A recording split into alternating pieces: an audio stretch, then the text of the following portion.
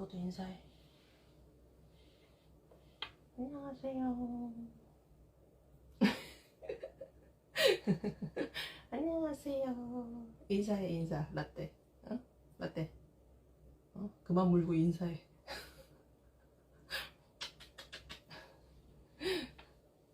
어서 오세요.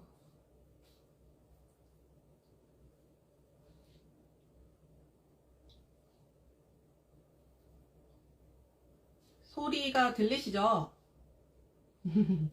안녕하세요. 라떼예요. 천방지축 라떼예요. 그만 물어. 그만 물어, 이 자식아. 라떼예요. 제 아들이에요. 둘째 아들. 네. 첫째는 집을 나갔습니다. 놀러. 좀 빠진 것 같나요? 되게 불만인 게 인스타는 카메라가 되게 별로예요. 그래서 인스타 라이브 방송 카메라는 진짜 뭘 어떻게 해도 진짜 떡대처럼 보여요. 그 떡대인 카메라를 감안하고 봐주셔야 합니다. 네. 좀 빠진 것 같나요? 요즘? 오늘은 그 예고를 드린 대로 다이어트 이야기를 해볼 거예요. 제가 알게 모르게 주변 사람들이 알게 모르게 다이어트 한 지 3년이 됐습니다. 사실 3년 동안 다이어트는 계속 하고 있었어요. 근데 효과를 못 보다가 이제 왜 내가 효과를 못 보는 걸까? 왜 이게 안 빠지는 걸까? 이제 물론 나이를 먹은 것도 있고 이제 40대가 되니까 다른 점들이 많잖아요. 그래서 근데 이제 어쨌든 이 와중에 내가 다이어트를 성공을 하려면 이제 내가 어떻게 해야 되지? 이제 온갖 연구와 관찰과 정리를 한 끝에 이제 방법을 조금 이제 바꿔가지고 제가 올 봄쯤에 시도를 했는데 저는 이제 그 방법이 가장 저한테는 지금 잘 맞는 것 같아요. 그래서 오늘 이제 그 얘기를 좀 해드려 보려고 그래서 다이어트 40대의 어떤 다이어트 과정, 처절한 역사와 결과와 저도 물론 진행 중입니다. 덜 뺐어요. 아직 더 빼야 돼요. 그래서 그 과정들을 이제 오늘 얘기를 해볼게요. 네. 들어오시는 동안 공지를 하면 지금 파닉스 몬스터 교재를 비공개 지금 공구 모집 중이에요. 파닉스 몬스터 같은 경우에는 이제 공부를 잘 안 하는 교재 중에 하나인데, 얘가 이제 공부를 하려면 일정 수량이 모여야 되는 게 있어가지고 그 수량이 모일지 안 모일지를 몰라서 일단 비공개로 지금 카페에서 공부를 하고 있습니다. 그래서 파닉스 몬스터 같은 경우는 제가 이제 제일 가장 적극적으로 추천하는 파닉스 교재 중에 하나거든요.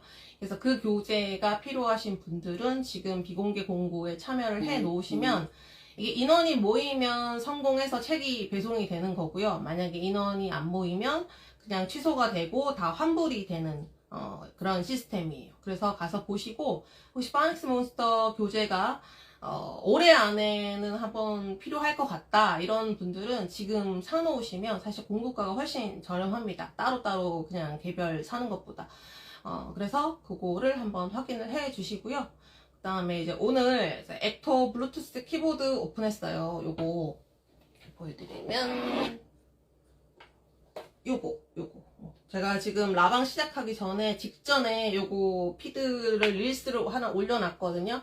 세로기 같은 경우에도 지금 타자 연습을 계속 하고 있는데 제가 여러 번 말씀드리지만 세로기는 똥손입니다.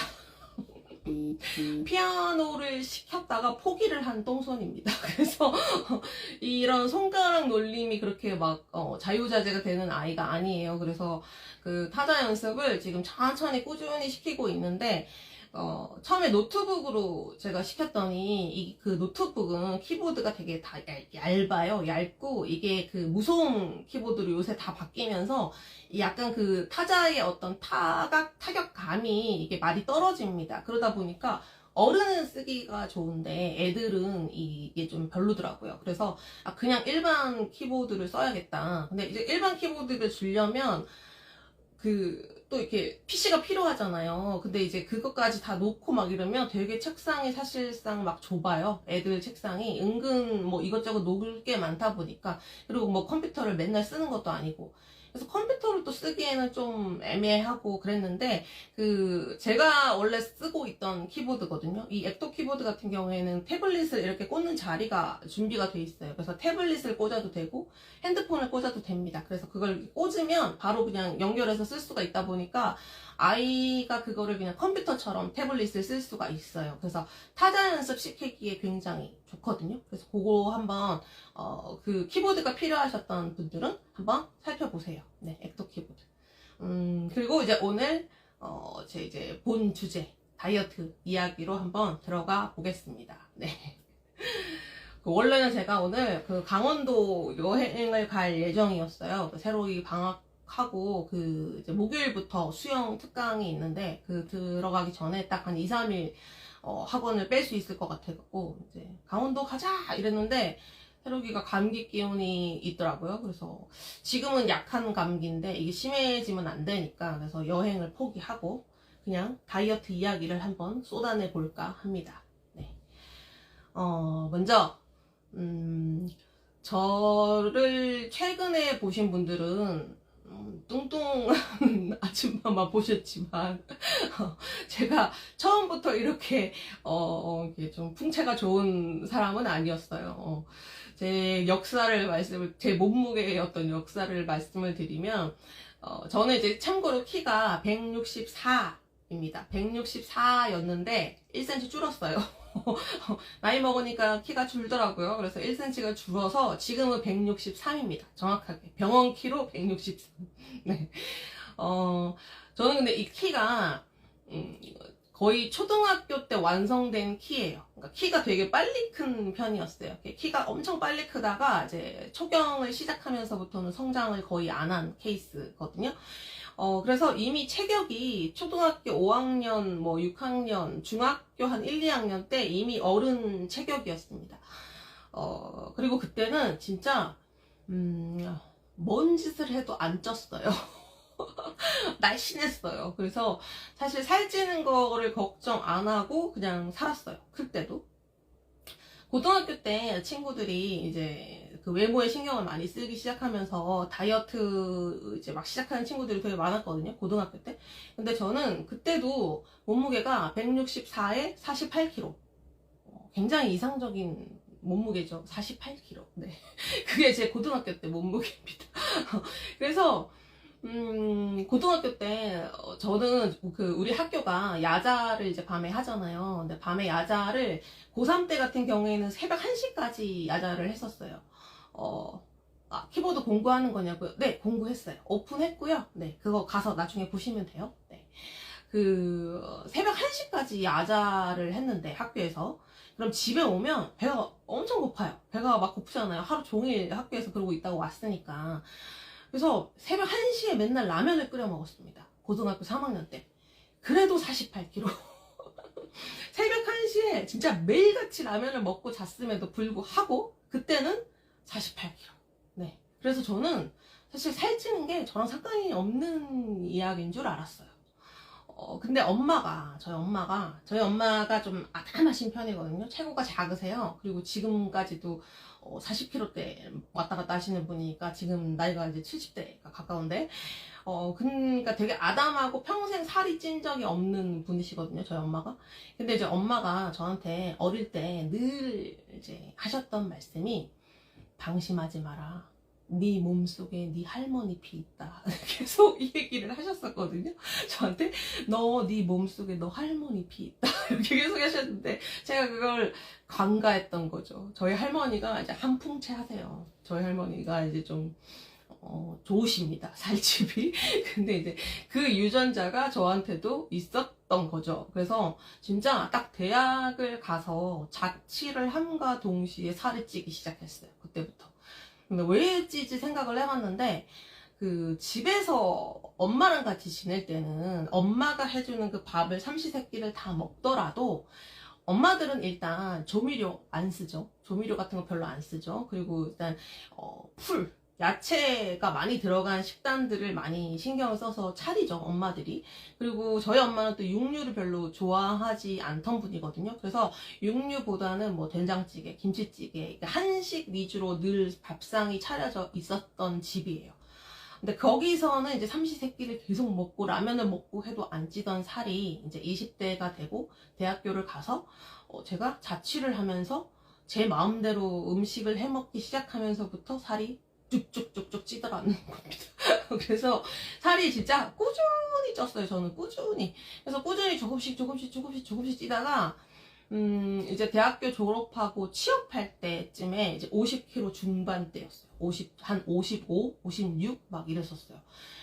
근데 이제 키가 164에 48이었던 애가 이제 56kg 막 이렇게 찌니까 사람들이 다 너 이렇게 살이 왜 이렇게 찌니 할 정도가 된 거죠. 그래서 내가 살쪘어, 난 살쪘어 이러건 알았는데, 근데 예전에 나는 날씬했잖아요. 나는 알잖아요. 나는 그거를 다른 사람들은 몰라도. 그래서 내가 맘만 먹으면 돌아갈 수 있을 거라는 어떤 자만심이 있었던 것 같아요. 20대 때는.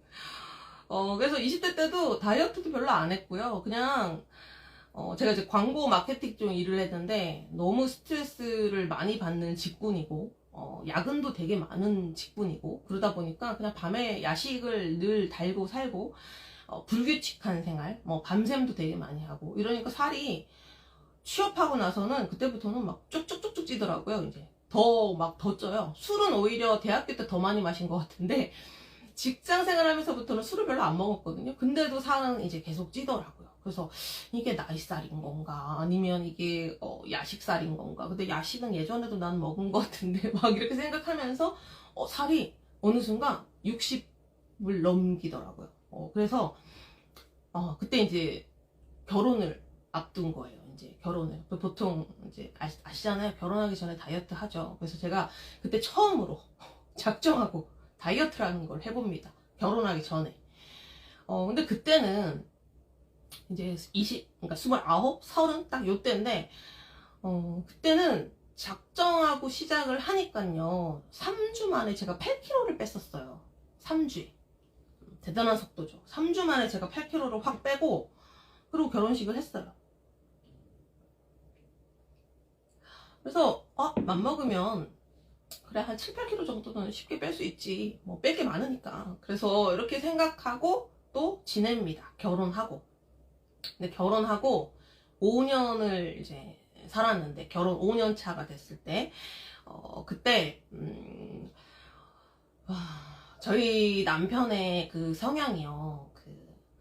어차피 너는 내가 데리고 살 건데 네가 날씬해가지고 누구한테 잘 보일라 그래. 그냥 먹어 이런 스타일이에요. 저희 신랑이.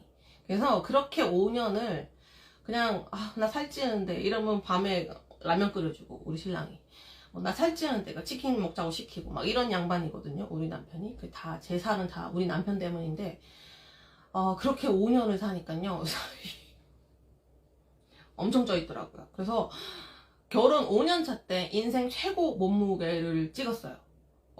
그래서 그때 이렇게 살다가 큰일 나겠다 진짜 이런 생각이 그때 확 온 거예요. 이제 그래서 인생 최고 몸무게를 결혼 5년 차에 찍고, 제가 이제 그때 나이가 한 35 이 정도 됐거든요. 이제 그때 찍고, 이렇게는 더 이상 살면 큰일 나겠다 싶어서 내가 이번에는 다이어트를 또 맘먹고 독하게 한번 해야 되겠다. 이래서 뭘로 이번에는 빼보지? 뭐 병원을 가야 되나? 뭘 해야 되지? 뭐 이런 거 막 찾던 과정에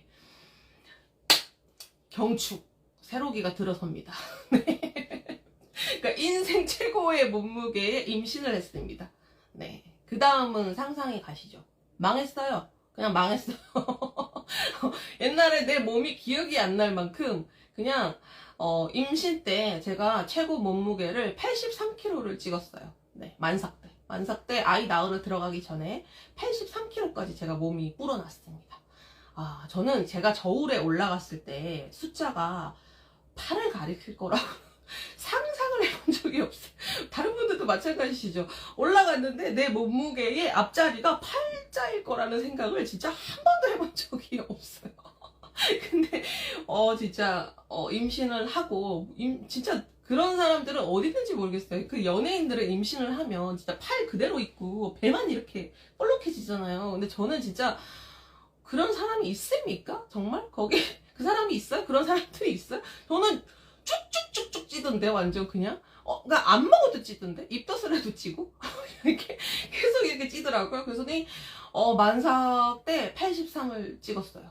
그래서 정말 그때는 뭐 이것도 힘들고 배가 너무 불러서 이것도 힘들고 저는 역류성 식도염이 되게 심했거든요. 그래서 거의 만삭일 때는 앉아서 잤어요. 누우면 이게 막 신물이 여기까지 올라와서 여기가 막 다 불타는 느낌이어가지고 저도 임당 왔어요. 그리고 임신 중독으로 저는 출산을 했어요. 네. 그래서 막판에 임신 중독으로 제왕절개로 애를 낳았습니다. 그러니까 38주에 저는 꺼냈어요. 애를 꺼낸 거죠. 막판에 이제 임신 중독이 의심이 돼가지고, 그러니까 임신 중독이라는 게 뭐지? 이렇게 잘 모르시는 분들을 위해서 설명을 드리면, 그게 임신성 고혈압이에요. 결론은. 고혈압. 저도 먹덧이었어요.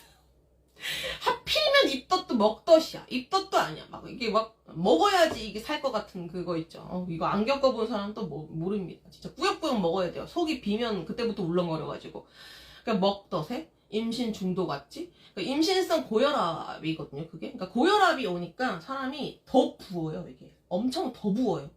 이게, 그러니까 막달에는 왜 걸으라 그러잖아요. 근데 이렇게 걸으면 이게 진짜 붓는 게 내가 느껴집니다. 손가락이 터질 것처럼 붓는 게 막달에 느껴지더라고요. 몰랐는데 이제 임신 중독인 사람들은 사실 운동을 하면 큰일 납니다. 그게 임신성 고혈압이라서 혈관이 터질 수 있어요. 그러면 이제 뇌출혈이 돼버리는 거거든요. 그래서 그게 되게 위험한 건데 모르니까 운동을 또 열심히 또 막달에 또 운동한답시고 또 동네를 돌고 막 이랬었죠. 그러다가 이제 막판에 임신 중독 의심된다고 해가지고 이제 그냥 차라리 빨리 꺼내는 게 나을 것 같습니다. 그래서 이제 애를 꺼냈어요. 근데 애를 꺼냈더니 또 애는 또 되게 작아요. 세로기가 태어날 때 한 2.54 정도에 태어났습니다. 그러니까 나는 83kg를 찍었는데 애는 2.54예요. 한숨 나오죠, 진짜. 진짜 허무하지 않나요? 애를 낳았는데 애는 2.54밖에 안 돼. 근데 내 몸무게는 83이야. 그 상태로 제가 조리원을 갔어요. 네. 그래서, 조리원에서 그 임신 중독이었던 사람들은요, 완전 저염식으로 음식이 나와요. 그러니까 간이 거의 안 된 상태의 음식이 나옵니다. 살면서 나는 이런 간을 먹어본 적이 없다 싶을 정도로 이게 지금 소금을 친 게 맞나 싶을 정도의 음식이 나오거든요. 근데 그거를 일주일 동안 먹었더니 신기한 게요. 소금이 그만큼 무섭습니다, 여러분. 제가 애 낳고 조리원 들어가서 일주일 있고 나왔거든요. 2주 원래 예약하고 들어갔다가 깝깝해가지고 1주만 있고 집으로 도망갔어요. 근데 그 일주일 동안 진짜 딱 그 저염식으로 밥을 7일을 먹었더니요, 11kg가 빠졌어요. 조리원에서만. 대단하죠. 네. 그게 그만큼 나트륨이 무섭습니다. 소금이 그만큼 무서운 거였더라고요.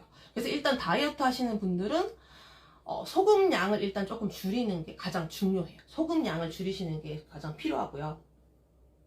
그 다음에 뭐 다들 아시겠지만 집에 와서 모유수유를 하기 시작하니까 살이 잘 빠지더라고요. 모유수유 하는 동안은 살이 잘 빠졌어요. 그래서 제가 7개월 정도 모유수유를 했는데 7개월 하는 동안은 살이 무난하게 빠지다가 모유수유를 딱 끝난과 동시에 살이 다시 쭉쭉쭉쭉 찌더라고요. 그래서 제가 복직할 때도 60kg 중반, 퇴직할 때도 60kg 중반. 그러니까 세록이 5살 때 제가 회사를 관뒀어요. 근데 그때 60kg 중반에서 이제 관뒀는데 집에서 이제 있으면서 제가 이제 약간 그때 우울증이 심하게 왔어요. 제가 그만두고 싶어서 회사를 그만둔 게 아니라 경단녀죠. 어떻게 보면 경단녀죠. 그 세로기를 봐줄 곳이 전혀 없었어요. 그래서 전혀 없는 상태에서 5살까지는 어떻게 버텨가지고 회사를 다녔는데 더 이상은 못하겠다라는 어떤 한계가 와서 제가 그만둔 거였거든요, 회사를. 그래서 진짜 이렇게 열심히 살았는데 나는 여기서 그냥 이렇게 끝인 건가? 결국은 이렇게 그냥 집에서 애 보면서 나는 살아야 하나? 약간 이런 좌절과 우울감이 막 몰려오면서 집에 가만히 있으니까 어떻게 되겠어요? 또 살이 찝니다, 또. 그래서 와, 그때는 이제 60 한 8kg 정도 몸무게를 보고 제가 아, 이렇게 살다가는 이제 큰일 나겠다. 나 지금 이게 지금 30대, 40대, 이제 40대가 될 거고 좀 있으면 그럼 나 이제 70kg대가 될 거고 이렇게 살면은 난 할머니 되면 진짜 80대 9kg, 80kg, 90kg까지 가겠는데? 막 이런 생각이 되면서 막 더 우울해. 사람이 더 우울하고. 왜 그거 아시죠? 집에서 내가 또 이제 내가 일을 그만뒀으니까 외벌이가 된 거잖아요. 집에서. 외벌이가 됐으니까 이제 씀씀이가 또 해프면 안 된다는 생각에 돈을 또 막 쓸 수도 없어요. 그러니까 돈도 못 쓰지. 집에 앉아있지. 일은 못하게 됐지. 우울하지. 막 이러니까 살이 막, 뭐라 그럴까, 진짜 안 먹어도 그게 다 살로 가는 느낌? 막, 이래서 자꾸 살이 더 뿌는 느낌이 들더라고요. 그래서, 돈 안 드는 다이어트가 뭐가 있겠어요? 제가 작정을 하고, 그때 처음으로 제가 스스로한테 결심을 했어요. 걷자. 내가 매일 1시간 반씩 걷겠다. 제가 이렇게 다짐을 하고, 그때 걷습니다.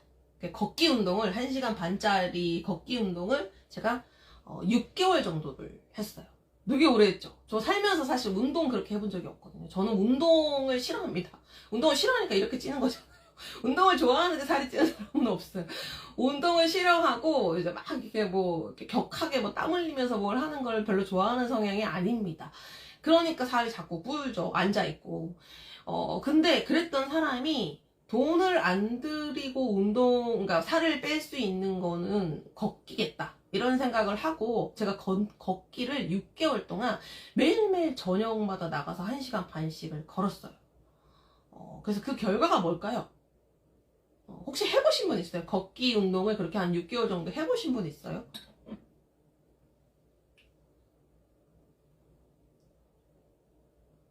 없으신가요? 저는 그때 스스로 사실 스스로 한 약속이잖아요. 내가 이제 매일 걷겠다. 작정하고 진짜 비 오는 날 빼고는 다 나갔었거든요. 그래서 제가 이제 그때는 인천 부평에 살 때였는데, 부평 공원에 가서 제가 1시간 반씩 계속 걸었습니다. 매일매일. 한 6개월 정도를. 그랬더니 어떻게 되느냐? 현상 유지예요. 맞아요. 안 빠져요. 진짜 안 빠져요. 심폐 기능만 강화돼요. 진짜 신기한 게, 아니 내가 걷는데 분명히 안 걷던 사람이 1시간 반씩을 내가 매일 걷는데 안 빠집니다. 살이 안 빠집니다. 진짜 신기해. 내가 그때 도대체 이게 왜 이런 거야 싶을 정도로요. 제가 6개월을 해봤는데 안 빠집니다. 그러니까 현상 유지예요. 대신 그 걷기를 계속하니까요, 입맛이 되게 좋아요. 입맛이 좋아서 밥 잘 먹고 삼시세끼 열심히 먹고 저녁 때 나가서 1시간 반씩 열심히 걸어요. 더 찌지는 않습니다. 더 찌진 않아요. 그러니까 뭐 치킨 먹고 라면 먹고 막 해도 이게 찌지는 않았어요. 하지만 나는 분명 되게 1시간 반씩이라는 어떤 시간을 투자를 해서 내 인생 최초로 걷기라는 이 운동을 나는 투자를 했는데 이게 안 빠지니까요. 사람이 굉장히 짜증이 나면서 되게 허무하고, 이게 지금 TV에서 분명히 걸으면 빠진다며. 걸으면 빠진다 그랬잖아, TV에서는. 근데 왜 안 빠져? 막 이런 짜증이 막 나면서 이 허무함은 뭐지? 막 이렇게 되더라고요. 그래서 제가 6개월을 걷다가 안 되겠다. 근력인가 보다. 헬스장을 다녀보자. 그래서 제가 제 평생 처음으로 헬스장을 또 끊습니다. 덜덜 떨면서 끊었어요. 부평은 그렇게 헬스장이 비싼 동네가 아닙니다. 그래서 그게 그렇게 비싼 돈이 아니었음에도 불구하고 어쨌든 외벌이던 시절이니까 되게 덜덜덜덜 하면서 헬스장 6개월을 제가 이렇게 카드로 긁습니다. 그래서 헬스장을 갑니다. 그리고 제 스스로 다짐을 했어요. 이게 어쨌든 내가 처음으로 뭔가를 해보자라고 마음을 먹고 내가 운동을 끊었으니까 나는 이거를 꼭 가리라. 빠지지 않고 가리라. 그래서 제가 또 3개월을요 하루도 안 빠지고 헬스장을 갔습니다. 대단하죠? 저 진짜 운동 싫어합니다. 체력장 하면 1등급부터 6등급 있잖아요. 저는 무조건 6등급입니다. 그랬던 사람이 제가 진짜 평생 작정을 하고, 그때가 새록이 6살 땐가? 그랬을 거예요. 그때 이제 헬스장을 끊고 3개월을 제가 주말은 안 갔어요. 주말은 안 가고 평일 5일은 무조건 제가 나가서 아침에 오전 2시간씩 헬스를 했습니다. 그랬더니 어떻게 됐을까요? 해보신 분 있나요? 헬스를 되게 나는 열심히 몇 달 나가봤다. PT는 안 받았어요. PT는 한 번 받고, 저는 이제 PT처럼 그렇게 약속을 계속 정하고 가면 좀 더 부담이 되는 스타일이라서, 나 혼자 계속 해보고, 내가 꾸준히 가면 그때 PT를 끊어야겠다라고 생각을 하고, 그냥 혼자 유튜브 보면서 기구 사용법 익히고, 그렇게 헬스를 나갔어요. 그래서 헬스를, 3개월을 주 5일을 진짜 죽어라고 나갔습니다. 그랬더니, 어떤 현상이 이제 생기더냐. 처음엔 살이 쭉쭉 찝니다. 몸무게가 올라가요. 나는 운동을 하는데 몸무게가 올라가요. 그래서, 이건 뭐지? 지금 이건 무슨 상황이지? 나는 운동을 했는데 왜 이게 올라가지? 이렇게. 근데 몸무게가 올라가다가 2달 정도 되니까 몸무게가 빠집니다. 빠지긴 빠져요. 근데 이제 이 헬스도 이제 맞아요. 어떻게 하느냐에 따라 달라요. 유산소와 웨이트가 적절히 병행이 돼야 되고, 식단도 같이 병행이 돼야 되는데, 저는 사실 그때는 식단은 안 했고요. 그때는 뭘 했냐면, 그 간헐적 단식 있죠. 간헐적 단식이라고 하는 그 공복 시간 유지하는 거, 그것만 했습니다. 그때는. 솔직히 식단까지 할 여력이 없었어요. 그리고 저는 사실 몸에 근육이라고는 없습니다. 저는 체지방이 30, 한 7%, 8%까지 가는 사람이에요. 그래서 저는 근육량이 굉장히 적은 사람이에요.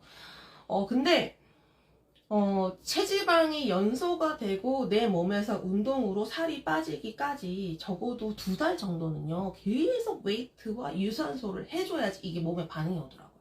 그래서 제가 석 달을 계속 월화수목금을 운동을 나갔어요. 그래서 저는 어떻게 했냐면, 가서 웨이트부터 처음에 유산소를 15분 정도 해주고, 이제 가볍게 달리기나 아니면 걷기 정도로 그냥 한 15분 정도로 유산소를 한 다음에, 그 다음에는 웨이트만 1시간 정도를 합니다.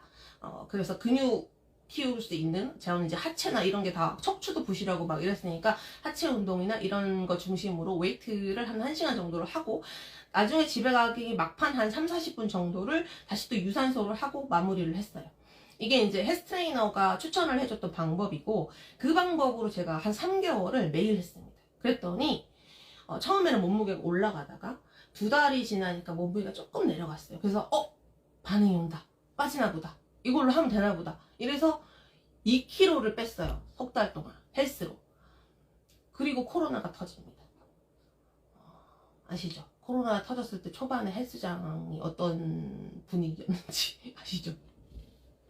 그래서 석 달 가고 헬스장이 흐지부지가 됩니다. 코로나가 지금 막판에는 그 마스크 끼고 그냥 가서 헬스장 가서 운동하는 사람들도 있었고 막 이런데, 그때 처음 분위기는 헬스장 가면 큰일 나는 분위기였어요. 그쵸? 샤워장 들어갈 때도 막 마스크 쓰고 막 이래야 되고, 샤워 안 하고 집으로 그냥 가거나 막 이래야 되는 분위기고, 그 마스크도 그때는 비말 이런 개념도 아니고, 처음 나왔을 때는 80이냐 94냐 마스크 줄 서서 우리 사고 막 그랬잖아요 그때.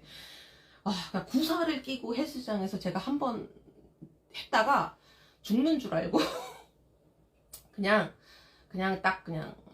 접었어요. 못 갔죠. 헬스장을 못 갔어요. 그랬더니 어떻게 되겠습니까? 찝니다. 열심히 찝니다. 불어납니다. 우리 다 같이 겪었지만, 그 코로나 3년의 그 시간 동안 어디 제대로 싸돌아다니기도 힘들고, 애랑 같이 이게 자유롭게 뛰기도 힘들었고, 마스크를 빼야 뛰기라도 하지, 이게 걷는 것도요, 마스크 쓰고 걷는 거가 저는 못하겠더라고요. 숨이 진짜 턱턱 막혀요. 못하겠어요. 그래서 이게 안 되겠더라고요. 걷기도 못하겠더라고요, 그때는. 그래서 그렇게 그냥 지내다 보니까, 그냥, 맞아요. 확진자가 된 겁니다. 확진자가. 그래서 제 몸무게가요, 제가 여쭤볼게요. 제가 지금 말고, 저 한창 쪘던 사진 보셨죠? 제가 몇 달 전 사진 제가 올려놨었잖아요. 몇 킬로 정도 돼 보이던가요, 제가? 저의 예상 몸무게를 한번 여쭤볼게요.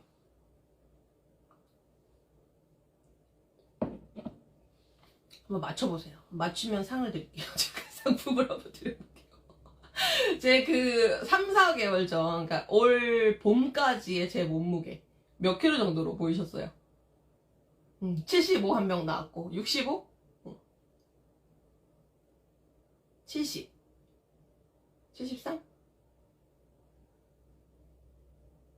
아직 없어요. 정답이 없어요. 지금 여기.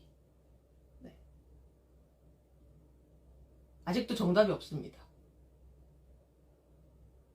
68? 75? 제가 보기보다 살이 많은 스타일이에요. 78 정답. 78 정답. 제가 3월달 몸무게가요 78이었어요. 78kg. 와, 진짜 제가 78을 보면서 한숨을, 그러니까 76에서 78까지를 계속 왔다 갔다 하고 있었어요. 제가 올 초 몸무게가. 그래서 진짜 우울했어요. 우울합니다. 우울하죠. 그리고 이게 물론 뭐 외적인 것도 중요해요. 남들한테 보이는 내 몸이 86이요? 너무하셨어. 88도 너무하셨어. 80까지 만삭이었다니까 그때는. 제가 올 봄까지 78kg였어요. 진짜 한 2월 3월 달까지 78kg.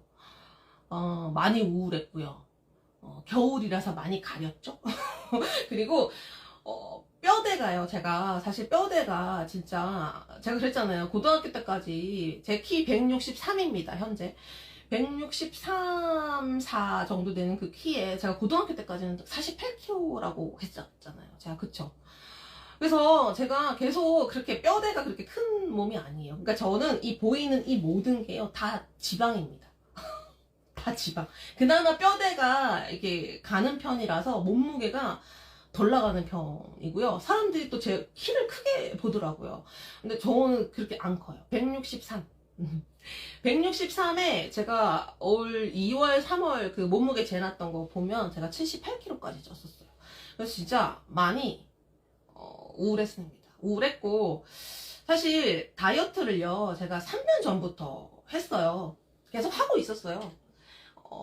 근데 한다는 소리를 못할 만큼요 효과가 없으니까 너무 짜증이 나더라고요. 나는 하는데 아무도 몰라. 왜냐? 안 빠지니까. 남편도 몰라. 그러니까 이게 어디 가서 나 다이어트 중이에요 말하기도 창피해요.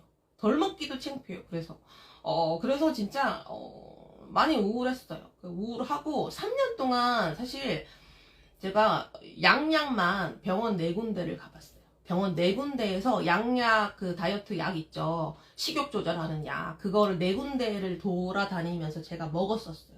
근데 그게 효과가 있었느냐? 마지막에 먹으면서 방법을 바꿨더니 마지막 그 약은 제가 효과를 조금 봤습니다. 그 식욕이 조절이 됐어요. 근데 앞에 3군데는요, 식욕 조절이 안 됐어요. 식욕 조절이 안 되더라고요. 그래서 제가 오죽하면 제가 농담으로 남편한테 그랬어요. 나는 식욕이 약을 이기나 봐. 그러니까 약을 세게 지었음에도 불구하고 식욕 조절이 안 되더라고요.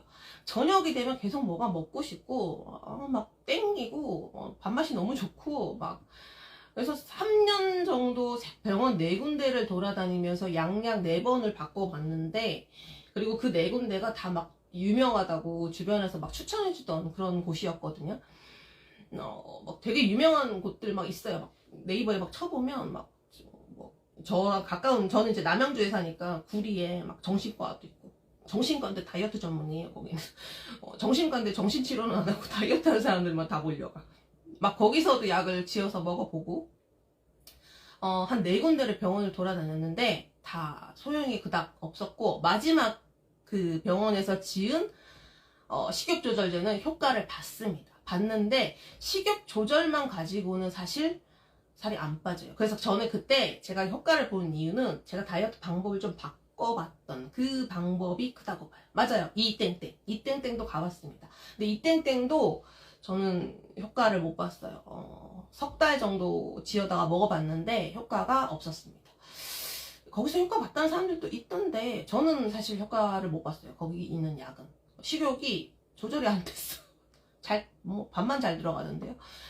그래서 제가 남편한테 나는 식욕이 나의 그 약을 이기나 보다. 내가 막 그렇게 하다가 그래서 양약을 먹다가 안 되니까 한약도 다시 시도를 해봅니다. 그래서 한약을 또 지으러 갔어요.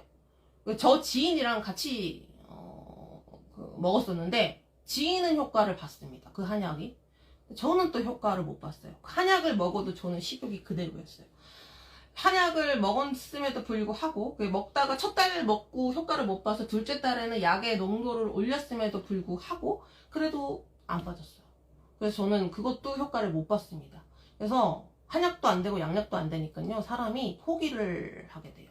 그냥 포기를 하게 되고, 그냥 이렇게 살다 죽을까? 막 이런 생각도 하고, 그냥 뭐 어차피 시집도 갖고 애도 낳았는데 얘라 모르겠다, 그냥 이렇게 뚱땡이로 살다 죽을까? 뭐 이런 생각도 들고, 남편이 또 옆에서 초를 칩니다. 어차피 내가 데리고 살 건데 뭔 상관이냐, 먹어 막 이런 양반이어가지고 또 초를 칩니다.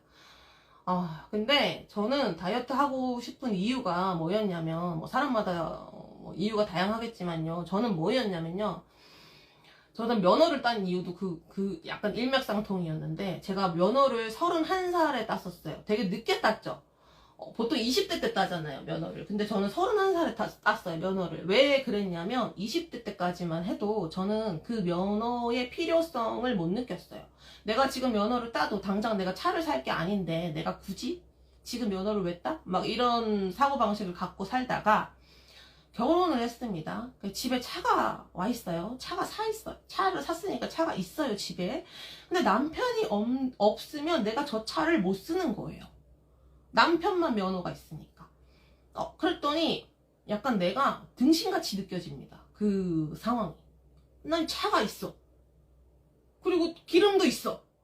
키도 있어. 저걸 몰고 나가면 돼. 근데 내가 면허가 없어. 이 상황이 내가 되게 등신같이 느껴지면서, 에이씨, 따야겠다. 그래서 제가 31살 때 결혼을 하고 그때 면허를 땄었어요. 근데 제가 요번에 다이어트를 이렇게 막 3년 동안 막 계속 했던 이유도요, 예뻐지고 싶다? 뭔가 내가 남들한테 날씬해 보이고 싶다? 이런 것도 물론 있죠.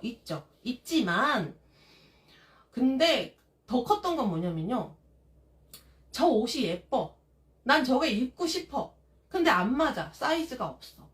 이 상황이 짜증이 나는 거예요. 그 상황이, 그러니까 살이 이렇게 한 70kg 대까지 쪄보신 분들은 아시겠지만, 백화점엔요, 옷들이 다 5, 아니면 66, 아니면 프리 사이즈죠. 그쵸?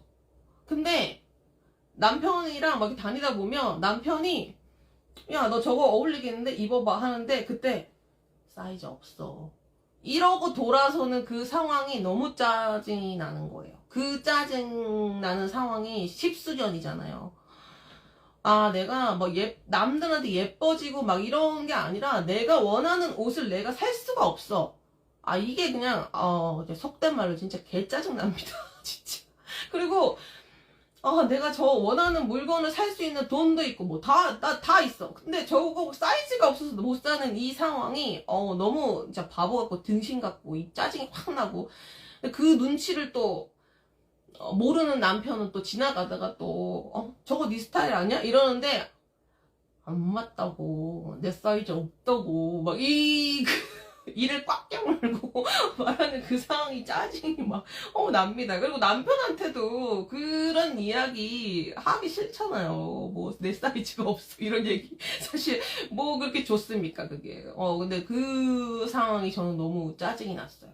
그래서 저는 지금 다이어트를 하는 그 목표가 프리사이즈를 입는 그날까지 프리사이즈를 입을 수 있는 날까지가 저의 목표치예요. 네. 그래서 막 진짜 어디 옷 사러 갈 때마다 그 스트레스 받기 싫어가지고, 그래, 빼야지 하면서 제가 3년 전부터 다이어트를 시작을 했어요. 근데 양약 안 듣죠? 한약 안 듣죠? 운동은 솔직히 못하겠고요. 왜냐면 운동을 할 수 있는 사람이었으면 이렇게 쪘겠어요? 안 쪘겠죠. 그래서 운동도 작정하고 그렇게 뭐 할 수 있는 스타일이 아니고요. 그래서 진짜 안 되니까 짜증이 더 나면서 그냥 때려칠까? 그냥 이러고 살다 죽을까? 남편이 괜찮다는데? 막 이런 생각이 들어서 거의 포기하다시피 하다가 왜 안 되는지를 생각을 좀 해봤어요. 그리고 또 계기가 있는 게 이제 작년 12월에 건강검진을 했습니다. 건강검진을 하고 나니까 수치들이 이렇게 나오잖아요. 근데 전부 그 뭔가 수치상의 문제가 있는 부분들은 다 비만으로 인한 문제인 거예요. 다 살로 인한 그 건강상의 문제더라고요. 그걸 봤더니. 그러니까 살만 빼면 괜찮아. 살만 빼면 나는 건강한 사람인 거죠. 그래서 건강검진 받은 거를 제가 1월 달에 받아들고 1월에 결과가 나왔는데 그걸 이제 받아들고 이게 오래 살려면 일단 빼긴 빼야 되겠다 이 생각이 일단 들고, 옷도 옷이지만 일단 나는 죽는 그 순간까지는 건강하게 살다가 죽어야 되니까, 그리고 우리 딸 외동딸인데 엄마가 최대한 오래 살아야 우리 딸이 친정 있는 딸이 되니까, 그래서 나는 오래 살아야겠으니까 건강관리도 신경을 써야겠는데, 건강검진 결과치를 보는데 다 비만으로 인한 수치들이었어요. 뭐 이런 콜레스테롤부터 시작해가지고 이런 것들. 그래서 이게 빼긴 빼야 되겠다. 내가 다시 방법을 한번 찾아보자. 내가 지금까지 놓친 게 뭔가 한번 찾아보자. 그래서 생각을 해봤어요. 그래서 제가 이제부터 본론입니다. 이제부터 제가 효과 본 방법들을 한번 말씀을 드려볼게요. 자, 일단 첫 번째는요, 아침 식사에 대한 생각을 한번 바꿔봤어요. 그러니까 저는 원래 아침을 안 먹습니다. 잘 안 먹습니다. 그러니까 20살 때부터 그 대학교 갈 때부터 저는 이제 집을 나와서 기숙사 생활로 시작해서 자취를 쭉 했거든요. 그러다가 이제 결혼했고, 저희 신랑도 그렇게 했던 사람이에요. 그러다 보니까 둘 다 아침을 안 먹는 게 이미, 그러니까 20살부터는 아침을 안 먹고 살았던 거예요. 근데 다이어트를 할 때요, 대부분의 그 사람들이 하는 이야기가, 전문가들이 하는 이야기가 아침을 먹고 하세요 라고 얘기를 합니다. 그러니까 아침을 먹어야 살이 빠진다, 아침을 먹어야 저녁에 내 몸에 그 지방을 축적하지를 않는다, 에너지원이 없으면 그걸 자꾸 축적을 하려고 하기 때문에 몸은, 그래서 아침을 안 먹으면 나의 그 에너지원을 쌓아 놓으려고 저녁에 먹은 걸 계속 축적을 한다라고 전문가들은 대부분 이야기를 합니다. 그래서 다이어트를 시작할 때 제가 아침을 조금이라도 먹으려고 했어요. 그러니까 예를 들면 바나나 하나, 뭐 고구마 하나, 뭐 요런 정도, 사과, 뭐 요런 식으로 해서 아침을 어떻게든 눈 뜨면 뭔가를 먹고 시작을 했었어요. 그거를 저는 3년을 했었어요. 다이어트 할 때. 근데 그냥 생각을 바꿔봤어요, 제가. 그래서 아침을 차라리 안 먹고 공복을 유지한 채로 점심까지 버팁니다. 그랬더니 그때 오히려 살이 빠졌어요, 저는. 그러니까 저는 이게 제 방법이 뭐 과학적으로 뭐 어떻게 증빙을 하고 뭐 이런 얘기는 못 드려요. 저는 뭐 과학자도 아니고 제가 뭐 다이어트 전문가도 아니고 아닙니다. 근데 제가 이 방법도 해보고 이 방법도 해보고 했는데 제가 효과를 봤던 부분은 아침을 그냥 다 공복으로 그냥 갑니다. 아침까지. 그러니까 저는 지금 현재 어떻게 하냐면요, 저녁 6시 이후로는 안 먹으려고 해요. 그러니까 6시 이후로는 안 먹는데, 물론 먹는 날도 있습니다. 그것도 나중에 얘기를 드릴게요. 저녁 6시까지는 웬만하면 배부르게 빵빵하게, 그러니까 5시에서 6시 사이에 배부르게 계속 먹어요. 뭐를 계속 먹고 6시 이후로는 뭔가를 안 먹은 상태에서 자고 다음날 점심때까지 공복 상태를 유지를 해요. 근데 그게 효과를 봤어요, 저는. 저 같은 경우는.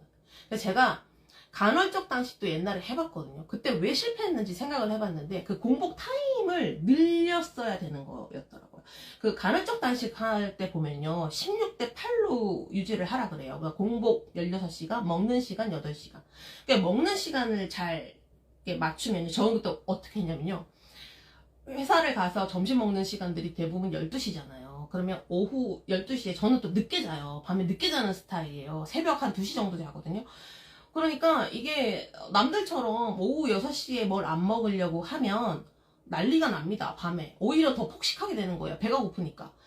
그래서 어떻게 했냐면, 그때 짱구를 쓴 게 8시간 동안은 먹어도 된다 그러잖아요. 그러니까 그 8시간을 낮 12시부터 저녁 8시로 정한 거예요. 제가 간헐적 단식을 할 때.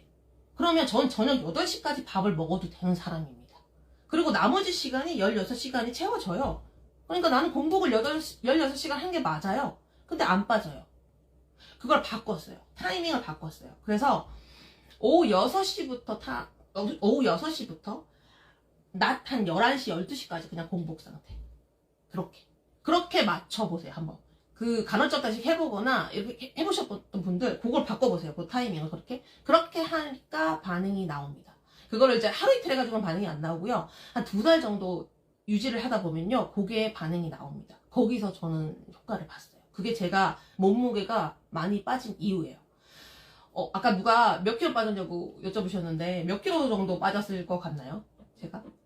지금 제가 아까 말씀드렸잖아요. 제가 3월 몸무게가 78이었어요.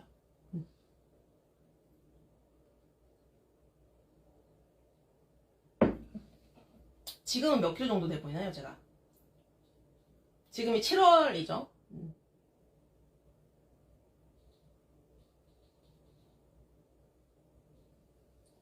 8kg?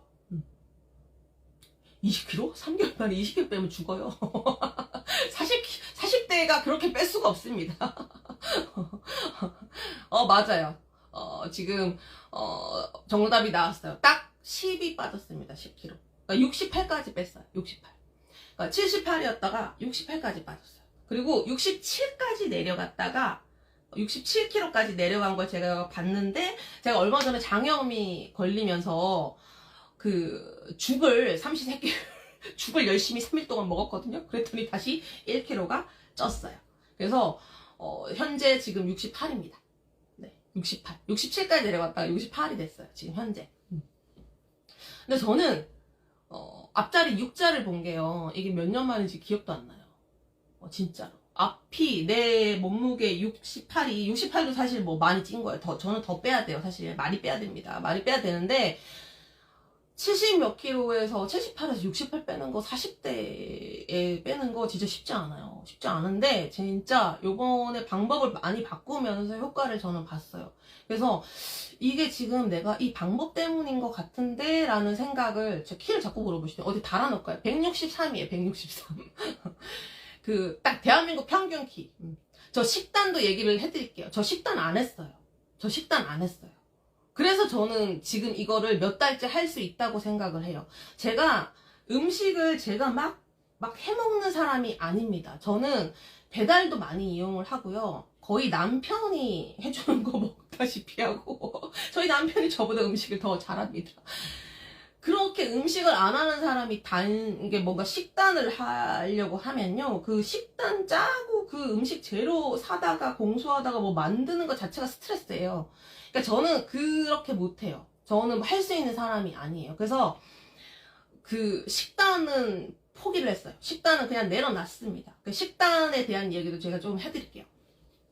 그러니까 우선은 공복 상태를 유지 시간을 늘려주세요. 제가 했던 방법 하나하나 이제 말씀을 드릴게요.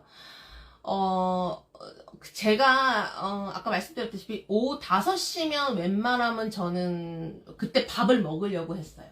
근데 새로기가 밥 먹는 시간이 6시 반입니다. 보통 6시 반 정도에 저녁을 먹습니다. 새로기가. 그러니까 새로기한테 맞추다 보면 오후 한 6시까지는 가요. 그래서 웬만하면 6시 안에는 먹으려고 했고요. 같이 먹으려고 하다 보니까 식사 시간이 자꾸 늦어져요. 그래서 그냥 과감하게 그냥 혼자 저녁을 먹습니다. 저녁을 그냥 혼밥을 합니다. 그래서 혼자 저녁 먹고 웬만하면 6시 전에 배를 다 불려놓습니다. 배를. 그렇게 만들어 놓고요.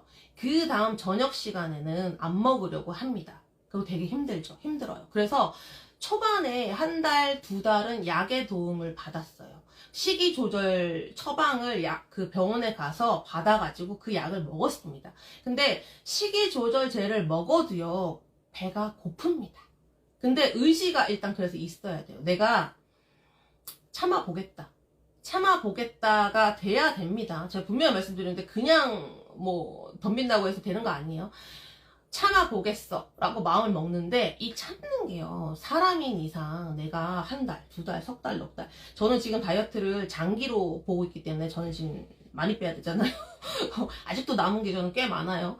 근데 이걸 장기로 보고 있기 때문에 저는 길게 이번에는 어떻게 목표를 잡았냐면 2년을 잡았어요. 2년은 나는 해보겠다. 2년 정도를 유지까지 생각을 해서 2년을 나는, 그러니까 빠진 몸무게를 계속 유지시키면서 빼고, 거기서 또 빼고, 거기서 또 빼야 되니까 빼고 유지 이 과정을 저는 2년을 지금 목표로 삼고 있어요. 그래서 지금 제 목표량의 한 3분의 1에서 반 정도, 한 40, 50% 정도 된 거죠. 저는 여기서 지금 10kg를 더 빼고 싶으니까. 그래서 여기서 지금 저는 갈 건데, 그러면 2년을 사람이 참는다는 게 가능할까요? 저는 안 된다고 봐요. 이게 지금 살찐 이유가 있는데, 저는 살찐 이유가, 저는 밀가루를 되게 좋아해요. 밀가루. 그래서 라면을 굉장히 좋아하고, 국수, 칼국수, 면 종류 다 좋아하고, 뭐 김치전, 파전, 뭐 이런 거 되게 좋아하고, 그 다음에 치킨, 탕수육, 뭐 짬뽕, 뭐 이런 거 다 좋아합니다. 그러니까 면을 끊기가 힘든 사람이에요, 저는. 근데 이거를 2년을 참는다? 안 되죠. 한두 달은 참을 수 있어요. 한두 달은 할 수 있어요. 제가 3년 동안 실패했던 이유가요, 그거였던 것 같아요. 한두 달 열심히 참습니다. 그리고 어느 순간 터져요. 그럼 막 못 먹은 거 그때 가서 흡입을 막 합니다. 그래서 그냥 식단을 내려놓자. 평상시 먹던 대로 먹으면서 빼보자. 그렇게 마음을 먹었어요. 그래서 저는 제가 아까 그랬잖아요. 공복 상태를 유지한 상태에서 11시에서 12시 정도에 첫 끼를 먹는데, 그때 이제 점심을 먹는데, 그 점심은 제 마음대로 먹습니다. 피자도 먹고요. 치킨도 먹고요. 짬뽕도 먹고요. 라면도 먹고요. 그때 다 먹습니다. 그러니까 먹고 싶은 일반식을 그냥 점심 때 먹습니다. 편하게 점심 때 먹고, 그 다음에 저녁이 5시, 6시에 저녁이 되려면요. 그러니까 그 이후에 이렇게 배가 안 고프려면요. 우리가 그냥 저녁 한 끼를 먹고 내가 버티려고 하면요. 이게 저녁 한 끼 먹은 게 소화가 되는 시점부터 이게 헛헛함이 찾아오면서 야식이 땡겨요. 사람이. 제가 그렇습니다. 양도 일반식 양처럼 먹습니다. 1인분 다 먹습니다. 라면 하나 끓이면 라면 하나 다 먹습니다. 점심 때. 점심은 그냥 신경 쓰지 않고 스트레스 받지 않고 내가 먹고 싶은 걸 먹습니다. 예를 들어 어제 우리 남편이 떡볶이를 먹더라. 그 떡볶이를 먹으면 저도 먹고 싶잖아요. 근데 나는 정했잖아요. 6시 이후에 나는 안 먹겠다. 그래서 참습니다. 참고 그거를 점심 때 먹습니다. 떡볶이를. 라면 사리도 넣어서 막 먹습니다. 부대찌개 막 먹습니다. 전 스팸 넣은 부대찌개 좋아해서 그거 막 때려 넣고 먹습니다. 김치찌개집 가서 사리 넣고 막 먹어요. 그게 점심이에요. 점심은 그냥 일반식으로 그렇게 먹었어요. 먹고 점심 먹고 나서 사람의 위라는 게요. 한 3시간, 4시간, 3시간 정도 지나면 그때부터 소화가 이렇게 조금 되면서 이게 약간 헛헛함이 찾아와요. 그래서 그때 그냥 참다가 저녁을 먹으려고 하면요. 저녁이 많이 들어갑니다. 그래서 일부러 타이머 맞춰놓으세요. 타이머 맞춰놓고요. 점심 먹고 3시간쯤 지났을 때 뭘 먹습니다. 어떤 거 먹냐면 제가 이제 보여드리려고 막 갖고 왔어요. 제가 쉐이크. 오늘 오픈한 공구 중에 쉐이크 있었죠. 근데 그 쉐이크도 있고요. 이거는 공구 오픈한 쉐이크인데 요것도 먹고요. 저는 요것도 많이 먹었어요. 요거 2개. 그러니까 이게 쉐이크도요. 맛이 다 달라요. 그래서 자기한테 맞는 쉐이크를 하나 찾아 놓는 게 좋습니다. 그래서 요런 거를 오후 한 3시 정도에 한번 먹어요. 그냥 배가 안 고파도 먹어요. 그래서 이게 그때 안 까먹고 먹는 게 중요해요. 그래서 알람을 맞춰 놓으세요. 쉐이크 먹는 시간이라고. 그러니까 쉐이크를 먹든 뭘 먹든. 그러니까 저는 쉐이크만 먹으면 또 지겨우니까 바나나 먹은 적도 있고, 제가 좋아하는 과일이 바나나라서 그래서 바나나를 먹은 적도 있고, 고구마 좋아하시는 분들은 고구마 같은 거 드셔도 돼요. 그러니까 밥과 밥 사이에 일단 뭐를 먹어야 됩니다. 쉐이크 공부 아니고, 쉐이크도 지금 공부하고 있고요. 오늘 공부는 다이어트 보조제도 공부를 지금 하고 있어요. 제가 효과 본 보조제. 근데 이거 왜 효과 받는지를 제가 이따 설명을 드릴 거예요.